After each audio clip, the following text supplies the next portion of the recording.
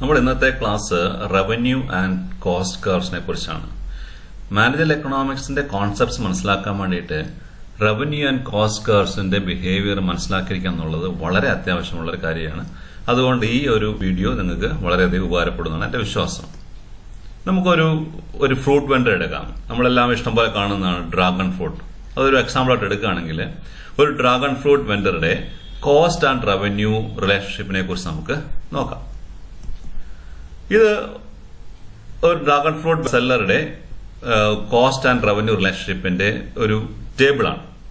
Dragon fruit വെണ്ടറുടെ ഒരു cost and revenue aspects ഒരു ടേബിളിലാക്കിയാൽ ഏകദേശം ഈ ഒരു രീതിയിലായിരിക്കും ഉണ്ടാവുക. നമുക്ക് ഇതിനൊന്ന് മനസ്സിലാക്കാൻ പരിശ്രമിക്കാം. അതായത് ഇവിടെ കാണുന്ന ലെഫ്റ്റ് സൈഡിൽ കാണുന്ന സെല്ലിംഗ് പ്രൈസ് ആണ്. പിന്നെയുള്ളത് demand, total revenue, average revenue, marginal revenue, total cost, average cost, marginal cost and profit. ഇതിന് ഈ ഭാഗത്തിന് ശേഷം വലത്തോട്ടുള്ളത് കോസ്റ്റും അതിന് ലെഫ്റ്റ് സൈഡിൽ ഇവിടം വരെയുള്ളത് റവന്യൂ ആസ്പെക്ട്സും ആണ്. അപ്പോൾ ഇതൊരു വളരെയധികം ഡേറ്റ ഒന്നിച്ചു തന്നിരിക്കുന്ന ടേബിളാണ്. അതൊരു കോംപ്ലിക്കേറ്റഡ് ആണെന്ന് എനിക്കറിയാം. എങ്കിലും നമ്മൾ ഇതിനെ പിരിച്ച് പല ഭാഗങ്ങളായിട്ട് നമ്മൾ ബാക്കിയുള്ള ഭാഗങ്ങളിൽ നമ്മൾ കാണുന്നുണ്ട്. അപ്പോൾ ഇതിന്റെ ഒരു പ്രത്യേകത നോക്കുകയാണെങ്കിൽ 50 രൂപ ഒരു ഡ്രാഗൺ ഫ്രൂട്ടിന് വിലയുള്ളപ്പം 33 അയാൾക്ക് വിൽക്കാൻ സാധിക്കുന്നുണ്ട്. അപ്പോൾ അതിന്റെ റവന്യൂ എന്ന് പറയുന്നത് സെല്ലിംഗ് പ്രൈസ് ഇൻറ്റു ക്വാണ്ടിറ്റിയാണ്. നമുക്കറിയാം എക്കണോമിക്സിൽ പ്രൈസ് കുറച്ചാൽ മാത്രമേ കൂടുതൽ ക്വാണ്ടിറ്റി വിൽക്കാനായിട്ട് സാധിക്കത്തുള്ളൂ. Because of law of diminishing marginal utility. അപ്പോൾ പ്രൈസ് കുറയുന്നതനുസരിച്ച് ക്വാണ്ടിറ്റിയിൽ ഉണ്ടാകുന്ന വ്യത്യാസം നമ്മളിവിടെ കൊടുത്തിട്ടുണ്ട്. അപ്പോൾ അതനുസരിച്ച് ടോട്ടൽ റവന്യൂവിലും വ്യത്യാസം വരുന്നുണ്ട്. നമുക്കത് കാണാൻ പറ്റും. ഇനിയുള്ളത് ആവറേജ് റവന്യൂ ആണ്. Average revenue column. Average revenue എന്ന് പറയുന്നത് total revenue divided by quantity. ഇതാണ് ടോട്ടൽ റവന്യൂ കോളം. ഇതിനെ ഈ ക്വാണ്ടിറ്റി കൊണ്ട് ഡിവൈഡ് ചെയ്ത് കഴിഞ്ഞാൽ നമുക്ക് കിട്ടും.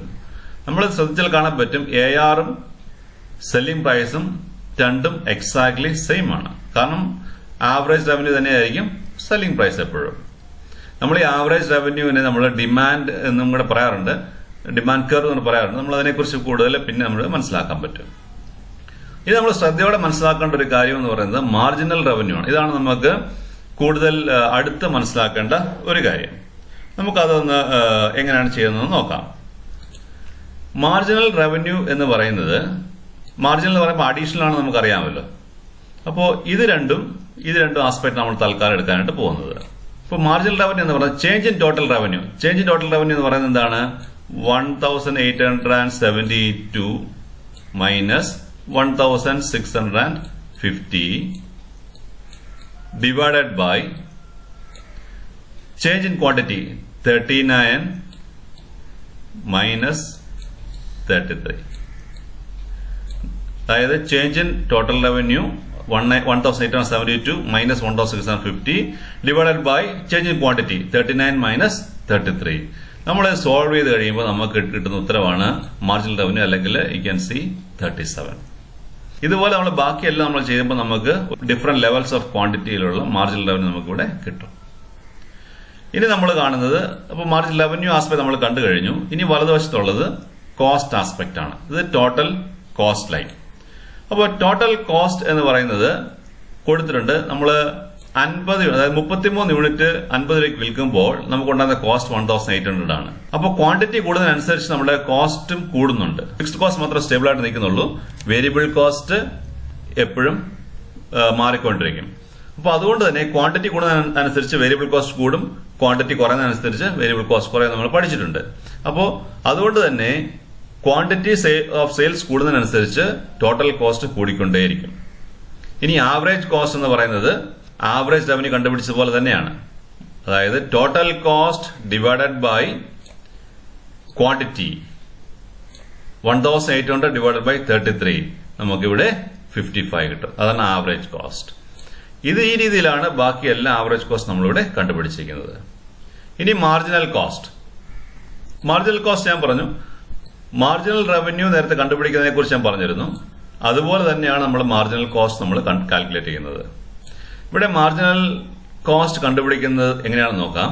അതിനുവേണ്ടി നമുക്ക് ഈ രണ്ട് കാര്യങ്ങൾ തൽക്കാലം എടുക്കാം. 1920 minus 1800. എന്ന് വെച്ച് കഴിഞ്ഞാല് change in total cost divided by change in quantity. Change in quantity എന്ന് പറയുമ്പോൾ 39 മൈനസ് 33. നമ്മൾ ഈ ഒരു ഇക്വേഷൻ ഇത് സോൾവ് ചെയ്ത് കഴിയുമ്പോൾ നമുക്ക് ഇവിടെ മാർജിനൽ കോസ്റ്റ് കിട്ടും. 20, 17, 15 ഇങ്ങനെ കിട്ടിക്കൊണ്ടിരിക്കും. ഇനി പ്രോഫിറ്റ് കണ്ടുപിടിക്കുന്നത് total revenue minus total cost, നമുക്കിവിടെ പ്രോഫിറ്റ് കിട്ടും. അപ്പോൾ ഇവിടെ പ്രോഫിറ്റ് കണ്ടുപിടിച്ച് വെച്ചിട്ടുണ്ട്. അപ്പോൾ നമുക്ക് ഫസ്റ്റ് നമ്മൾ റവന്യൂ ആസ്പെക്ട് മാത്രം നമ്മൾ ചിന്തിക്കുകയാണെങ്കിൽ ആ റവന്യൂ റിലേറ്റഡ് ആയിട്ടുള്ള ടേബിൾ മാത്രം ഞാൻ എടുത്ത് വിട്ടിരിക്കുകയാണ്. ഒന്ന്, എപ്പോഴും y ആക്സിസിൽ നമ്മൾ റെക്കോർഡ് ചെയ്യുന്നത് റവന്യൂ അല്ലെങ്കിൽ റുപ്പീസ് ആണ് നമ്മൾ എപ്പോഴും റെക്കോർഡ് ചെയ്യുക. എക്സ് ആക്സിസ് നമ്മൾ എപ്പോഴും റെക്കോർഡ് ചെയ്യുക ക്വാണ്ടിറ്റി ആണ്. എക്കണോമിക്സിൽ അതിന്റെ മാറ്റം ഒരിക്കലും വരാൻ പോകുന്നില്ല. ഒരിക്കലും ക്വാണ്ടിറ്റി y ആക്സിസിൽ വരില്ല, റുപ്പീസ് എക്സ് ആക്സിസിലും വരില്ല. ഇനി നമ്മൾ ഓൾറെഡി എക്സ് ആക്സിസിൽ നമ്മൾ ക്വാണ്ടിറ്റിയും y ആക്സിസിൽ സെല്ലിംഗ് പ്രൈസും നമ്മൾ റെക്കോർഡ് ചെയ്യുന്നുണ്ട്. ഇനി അടുത്ത് ARഉം MRുമാണ് നമ്മൾക്ക് റെക്കോർഡ് ചെയ്യേണ്ടത്. AR ലൈൻ നോക്കുകയാണെങ്കിൽ കാണാം, ഇറ്റ് ഈസ് ഡൗൺവേർഡ് സ്ലോപ്പിംഗ് ആണ്,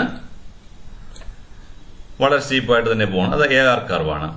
ഇനി MR ആണെങ്കിൽ നോക്കുകയാണെങ്കിൽ MR കുറച്ചുകൂടെ അഗ്രസീവായിട്ട് ഡൗൺവേർഡ് സ്ലോപ്പിംഗ് ആണ്, പക്ഷെ ഒരു പോയിന്റിന് ശേഷം അത് നെഗറ്റീവ് റീജിയനിലേക്ക് പോകുന്നുണ്ട്.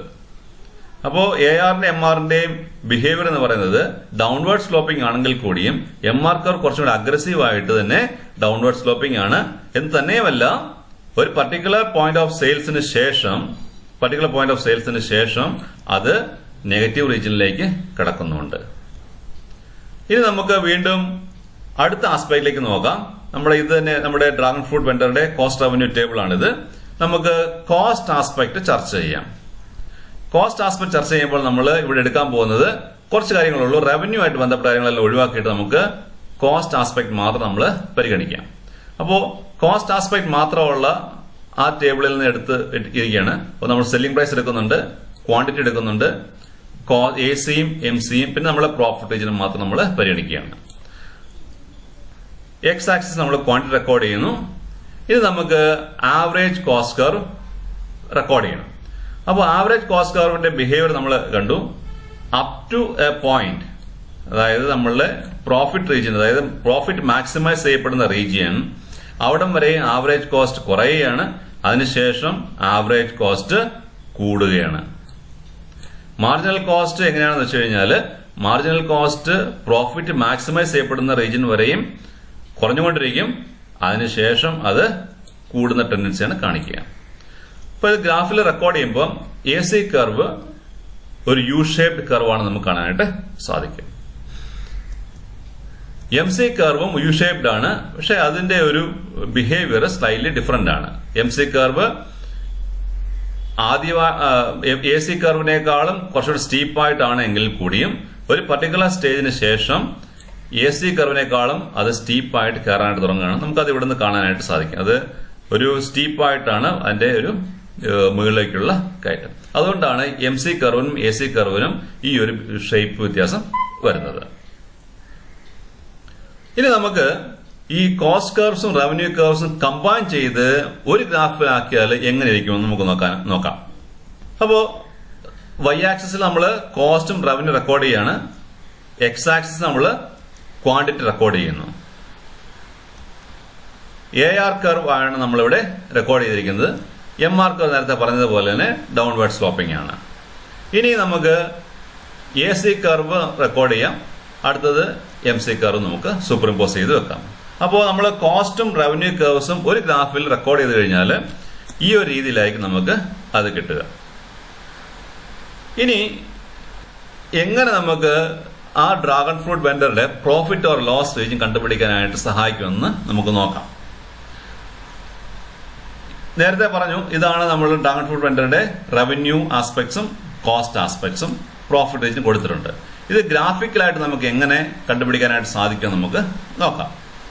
നമ്മൾക്കിവിടെ ആവശ്യമുള്ളത് പ്രോഫിറ്റ് ഡിറ്റർമിനേഷൻ അല്ലെങ്കിൽ പ്രോഫിറ്റ് ഓർ ലോസ് ഡിറ്റർമിനേഷൻ വേണ്ടിയിട്ട്, അല്ലെങ്കിൽ കുറച്ചും കൂടെ എക്കോണമിക്സ് ടേംസിൽ പറഞ്ഞു കഴിഞ്ഞാൽ പ്രൈസ് ഔട്ട്പുട്ട് റിലേഷൻഷിപ്പ് കണ്ടുപിടിക്കാൻ വേണ്ടിയിട്ട് നമുക്ക് മെയിനായിട്ട് ആവശ്യമുള്ള രണ്ട് കാര്യങ്ങൾ എന്ന് പറയുന്നത് MRഉം MC യുമാണ്. നമുക്ക് MR MC കർവാണ് നമുക്ക് ഏറ്റവും കൂടുതൽ നമ്മൾ ശ്രദ്ധിക്കേണ്ട കാര്യമുള്ളത്.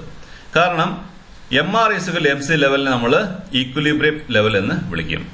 എന്താണ് ഈക്വിലിബ്രിയം ലെവൽ? MR = MC ലെവലിനാണ് നമ്മൾ ഈക്വിലിബ്രിയം പോയിന്റ് നമ്മൾ വിളിക്കുക. അതെങ്ങനെയാണ് നമുക്ക് നോക്കാം. Y ആക്സിസ് നമ്മൾ കോസ്റ്റ് ആൻഡ് റവന്യൂ റെക്കോർഡ് ചെയ്യുന്നു, X ആക്സിസ് നമ്മൾ ക്വാണ്ടിറ്റി റെക്കോർഡ് ചെയ്യുന്നു. നമുക്ക് AR കർവ് ഉണ്ട്, MR കർവ് ഉണ്ട്, AC കർവ് ഉണ്ട്, MC കർവ് ഉണ്ട്.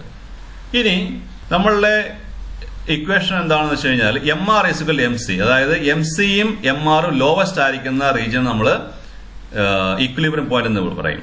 അപ്പോൾ MC എന്ന് പറയുന്നത് MC is lowest at this particular point. ഇവിടുന്ന് കഴിഞ്ഞാൽ പിന്നെ MC കൂടുന്ന ടെൻഡൻസി ആണ് ഇവിടെ കാണിക്കുക. MR നോക്കുകയാണെങ്കിൽ MR നെഗറ്റീവ് അല്ലാതെ വരുമ്പോൾ ഏറ്റവും കുറഞ്ഞ ലെവൽ എന്ന് പറയുന്നത് 25 ആണ്. ഇതിന് ശേഷം വിൽക്കുന്ന ഓരോ യൂണിറ്റ് നമുക്ക് നെഗറ്റീവ് മാർജിനൽ റവന്യൂ ആണ് തരുന്നത്. അപ്പോൾ നെഗറ്റീവ് റീജിയന് മുമ്പുള്ള ലോവസ്റ്റ് എന്ന് പറയുന്നത് ഇവിടെയാണ്. അപ്പോൾ MCയും MRും ലോവസ്റ്റ് ആയിരിക്കുന്ന ഈ ഒരു സ്റ്റേജിലാണ് നമുക്ക് മാക്സിമം റവന്യൂവും മാക്സിമം പ്രോഫിറ്റും കിട്ടുക. സോ പ്രോഫിറ്റ് മാക്സിമൈസേഷൻ എന്ന് പറയുന്നത് എവിടെയാണ്? MC = MR. അപ്പൊ അത് ഗ്രാഫിക്കലായിട്ട് നോക്കുകയാണെങ്കിൽ MC കർവ് MR കർവിനെ താഴെ നിന്നും കട്ട് ചെയ്യുകയാണ്. MC കർവ് MR കർവിനെ താഴെ നിന്നും കട്ട് ചെയ്യുന്ന ഈ പോയിന്റ് നമുക്ക് ഈക്വിലിബ്രിയം എന്ന് വിളിക്കാം.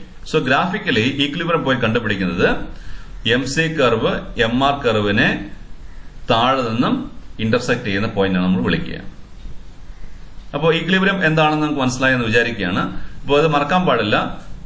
MC = MR, അല്ലെങ്കിൽ MC കർവ് MR കർവിനെ താഴെ നിന്നും ഇന്റർസെക്ട് ചെയ്യുന്ന പോയിന്റ് നമ്മൾ ഈക്വിലിബ്രിയം നമ്മൾ വിളിക്കും.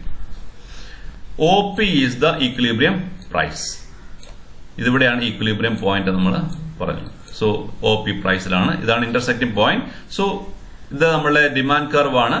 AR = nothing but the demand curve. അപ്പോ this is the equilibrium point. നമുക്കിനി കോസ്റ്റ് കണ്ടുപിടിക്കാം. This is the AC cost curve. അപ്പൊ AC കോസ്റ്റ് നോക്കുകയാണെങ്കിൽ നമുക്ക് ഇവിടെ ഈ റീജിയൻ വരെയും കോസ്റ്റ് ആണ്. ഇതിനുശേഷം മാത്രം നമുക്ക് പ്രോഫിറ്റ് ഇവിടെ കിട്ടും. നമ്മുടെ പ്രോഫിറ്റ് റീജിയൻ എന്ന് പറയുന്നത് ഇത്രയേ ഉള്ളൂ. അപ്പോൾ ഇത് കോസ്റ്റ് ആണ്. അപ്പോൾ കോസ്റ്റ് നമ്മൾ നോക്കുകയാണെങ്കിൽ നമുക്ക് OC നമ്മുടെ കോസ്റ്റ് നമുക്ക് വിളിക്കാനായിട്ട് സാധിക്കും. അപ്പോൾ അങ്ങനെയാണെങ്കിൽ നമ്മളുടെ പ്രോഫിറ്റ് റീജിയൻ എന്ന് പറയുന്നത് ഈ ഒരു ഷെയ്ഡഡ് റീജിയൻ ആണ്. അതായത് PEC, നമുക്കിവിടെ ഒരു പേര് കൊടുക്കാം L, PECL. ഇതാണ് നമ്മളുടെ പ്രോഫിറ്റ് റീജിയൻ നമുക്ക് പറയാൻ സാധിക്കും. ഓക്കെ, സ്ഥാപനത്തിനും ഓരോ വെണ്ടർക്കും അല്ലെങ്കിൽ ഓരോ പ്രോഡക്റ്റിനും ഈ ഒരു പ്രോഫിറ്റ് റീജിയൻ എന്ന് പറയുന്നത് വ്യത്യസ്തമായിരിക്കും. ചില സമയത്ത് ഇത് വളരെ കുറവായിരിക്കാം, അല്ലെങ്കിൽ കുറച്ച് കൂടുതലായിരിക്കാം. അതെല്ലാം വ്യത്യാസപ്പെട്ടിരിക്കും. ലോങ് റണ്ണിലും ഷോർട്ട് റണ്ണിലും അല്ലെങ്കിൽ മാർക്കറ്റ് സ്ട്രക്ചർ അനുസരിച്ച് മോണോപ്പൊളിസ്റ്റിക് കോമ്പറ്റീഷൻ, പെർഫെക്റ്റ് കോമ്പറ്റീഷൻ, ആ സിറ്റുവേഷൻ അനുസരിച്ച് ഈ ഒരു പ്രോഫിറ്റ് റീജിയനകത്ത് ഏറ്റക്കുറച്ചുണ്ടാവും. അതിനെക്കുറിച്ച് നമുക്ക് വരുന്ന ക്ലാസ്സുകളിൽ നമുക്ക് മനസ്സിലാക്കാം. Thank you.